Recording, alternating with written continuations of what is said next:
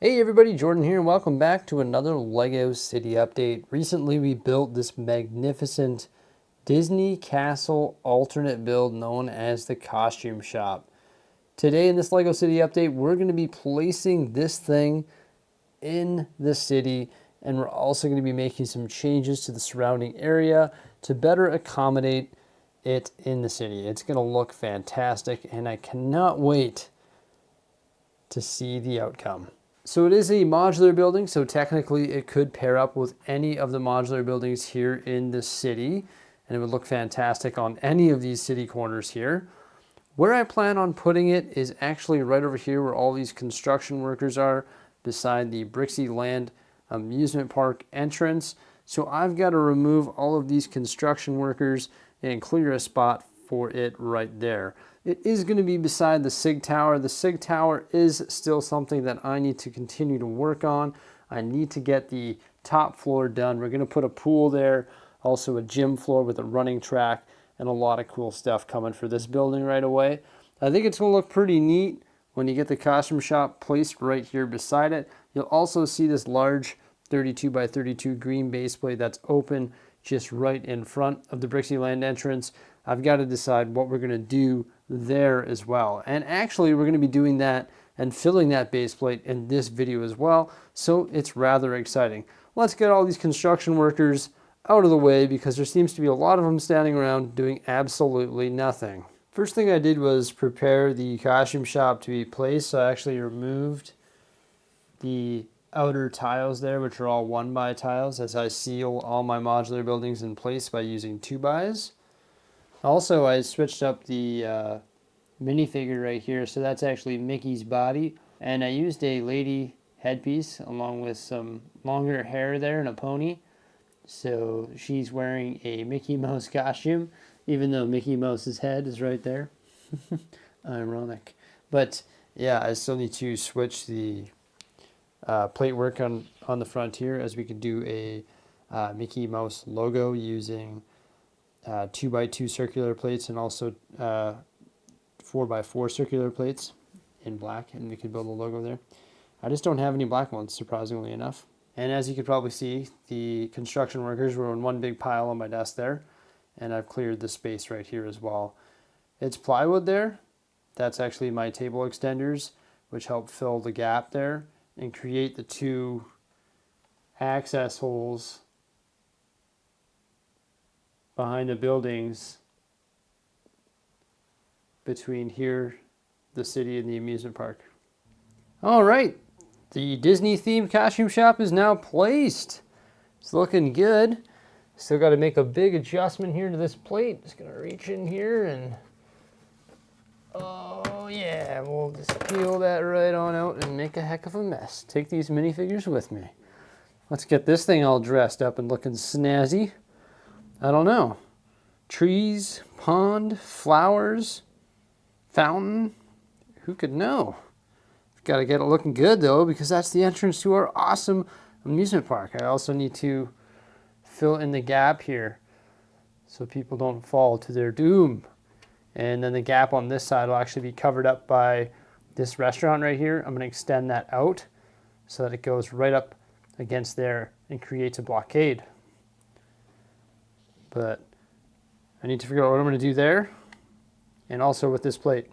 This is what I cooked up during a members only live stream. This is the 32 by 32 green base plate, and which was sitting between the Palace Cinema and the costume shop. And it's a fountain. A very full fountain. So I used these dark tan and dark red tiles to tile around the fountain. Now you'll see there's some corner elements that I used here. Well, not really corner, but these curved tile pieces here. I'd love to get some of the 90-degree ones just to fill in that little green spot there, or just a 1x2 and a 1x1 to fill in that green spot, but I think it looks decent for now. And this is the fountain that I've come up with. So it's a swervy design, symmetrical on either side. It's got an interior wall which is 2 bricks tall, and it's tiled using those dark red tiles. And then I branched out using some more of those curved bricks and top them with the turquoise tiles. Now what I could do to get rid of this little green spot right here is take this one out and take this one out and just connect it and have it as one large connection planter going around. But I sort of like the swerved design. I don't know, I think it looks pretty decent. And this is the water fountain here. Just sort of winged it. Didn't really come in with any designs. Filled it with a bunch of the trans blue tiles, or sorry, studs in the bottom there. And you can see it's actually sloped on the bottom, so it's got a little bit of a design there. And there's some of those modified 2x2 circular bricks leading up to the larger circular brick here, which has the Technic pins on the outside. So I just like attach this as if that's like water gushing out of the fountain. And then I actually use the studs on the top of that large circular brick and put some of these pillars from trans blue studs all the way up, so it's like the water's like falling out. And then I just use some of these gushing water pieces coming out on the top there. I think it looks pretty decent. It's pretty full. There's a lot of water. Like, this thing has a lot of volume, clearly.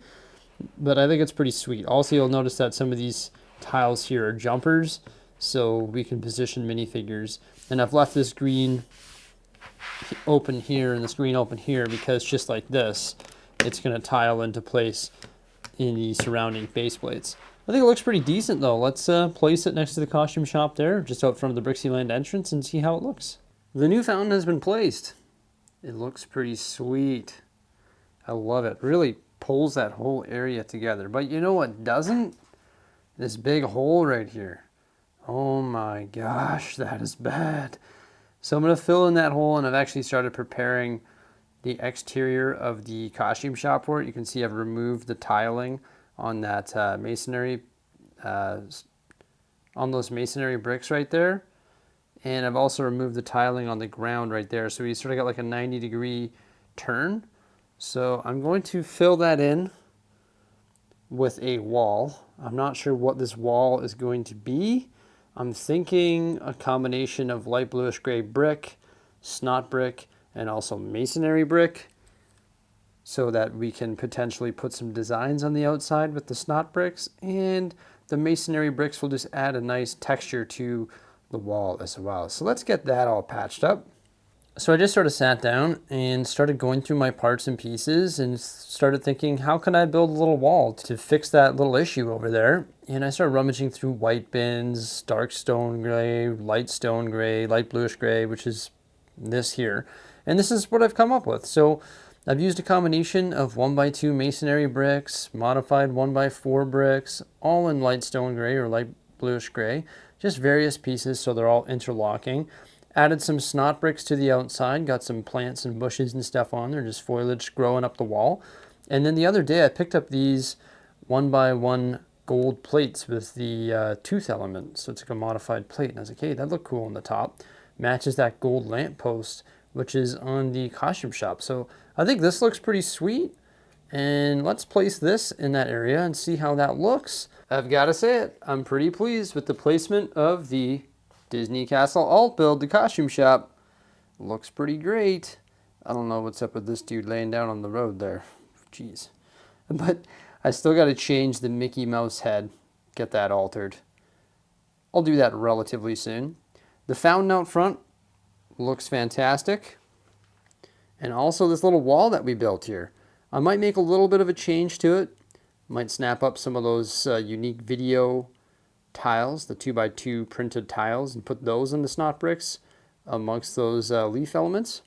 The gold teeth on the top match that pole and also match the flags. So I think it looks pretty snazzy there. That little wall does a good job of covering up that little corner there.